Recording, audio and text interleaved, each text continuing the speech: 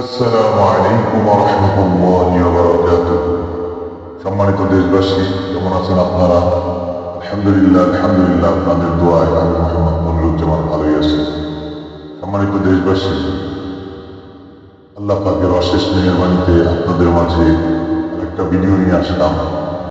আসলে দুঃখের বিষয়ে বলা চলে যে তার সাক্ষাৎকার নিতে গিয়েছিলাম, সে সাক্ষাৎকার দিতে ইচ্ছুক না, সে লজ্জা পায়। তো যাই হোক, এমন একটা মেয়ে, তার আমি ছবিটা দিয়ে দিব।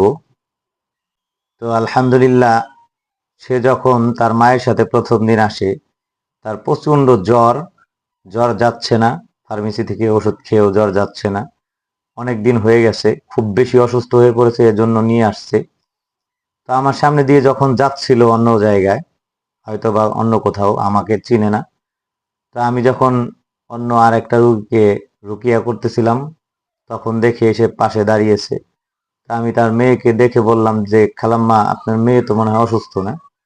বলতেছে, হ্যাঁ, এটা কি ভালো হয়? বলছি যে, আল্লাহ তাআলা ভালো করে, এরকম তো অনেক রুগী আসে এখানে, চিকিৎসা দিচ্ছি অনেককেই। তো যাই হোক, আমি বলাতেও তার অতটাই হয় নাই। তো উনি আমার ওই রুগীকেই জিজ্ঞাসা করতেছেন যে, আসলে এটা কি ভালো হয়? তোমার কি ভালো হয়েছে? তা আমার ওই রুগীটা বলছে যে, হ্যাঁ, আমি তো সুস্থ আলহামদুলিল্লাহ, 3 দিনে। আমিও খুব অসুস্থ ছিলাম অনেক দিন। তো এটা বলার পর তার ভিতরে একটা আশ্বস্ত বোধ আসে। তো সে তার মেয়েকে চিকিৎসা নেয়। তো আসলে উনি একটু অধৈর্য অধৈর্য ভাব। পরের দিন আসছে, আসার পরে বলতেছে, কই কোনো জ্বর টর তো কমলো না। তা আমি বললাম যে, আপনাকে প্রথম দিনই বলছি 3 দিনের মধ্যে আপনি একটা ভালো রেজাল্ট পাবেন। তো উনি সেদিনও ওনার মেয়েকে নিয়ে আসলো, রুকিয়া করলাম। তো আমি ওনাকে যেভাবে চলতে বলছি, আসলে উনি ওইভাবে চলে নাই। তৃতীয় দিন বলতেছে, একটু ব্যথা কমছে, মাথা ঘোরা কমছে, বমি কমছে, কিন্তু এখনো শরীর দুর্বল। তা আমি বললাম, শুনেন, 5 দিন আমি ট্রিটমেন্ট দিতে বলছি, 3 দিনের মধ্যে তো ভালো একটা রেজাল্ট বুঝতে পারবে। যদি যতগুলো সিমটম বলছে কোনো একটা কমে যায়, তাহলে ইনশাআল্লাহ সবগুলোই কমে যাবে। তো উনি বলতেছে কিছুই ভালো হয়নি। তখন ওনার মেয়েকে বললাম যে, আপনি সত্য কথা বলেন, যে আপনার যে সিমটম গুলোর কথা বলছেন, যদি কোনোটাই ভালো না হয়, তাহলে আমাকে দিয়ে আর আপনার কাজ হবে না। তো ওনার মেয়ে একটু মুচকি হেসে দিয়ে বলতেছে যে, না, আমার মাথা ব্যথা কমছে, জ্বর রাত্রে আসছিল, মানে এখন অতটা জ্বর নাই, মাথা ব্যথা, মাথা ভার, বমি ভাব কমে গেছে, কিন্তু এখনো আমার মাথা ঘুরায়, মানে শরীরটা অনেক দুর্বল মনে হয়।